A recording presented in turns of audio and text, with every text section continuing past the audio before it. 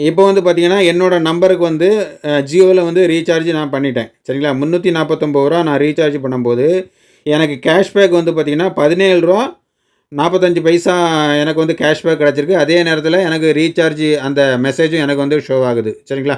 உடனே எனக்கு அடுத்த செகண்டே எனக்கு வந்து ரீசார்ஜ் ஆயிட்டு. சரிங்களா? இப்படி தான் நம்ம வந்து ரீசார்ஜ் பண்ணணும். Mobile recharge, DTH recharge, electricity bill, ஃபாஸ்ட்ராக்கு அது வந்து பார்த்தீங்கன்னா பண்ணிக்கலாம். நெக்ஸ்ட் வந்து பார்த்தீங்கன்னா கேஸ் பில். சரிங்களா? ஃபின்சர்பே ஆப்பை பொறுத்தளவுல வந்து பார்த்தீங்கன்னா, எவ்விதத்திலும் லாஸ் ஆகுறதுக்கு வாய்ப்பே கிடையாது. நீங்க ரெகுலரா வந்து மொபைல் ரீசார்ஜ் பண்ணுவீங்க, ஈபி பில்லு பே பண்ணுவீங்க, கேஸ் புக் பண்ணுவீங்க. நீங்க 4 வீலர் வச்சிருந்தீங்கன்னா, ஃபாஸ்ட்ராக் ரீசார்ஜ் பண்ணுவீங்க.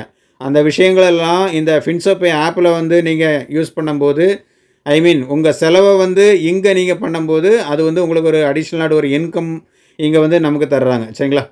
அதனால இந்த ஃபின்சர்பே ஆப் யூஸ் பண்ணுங்க.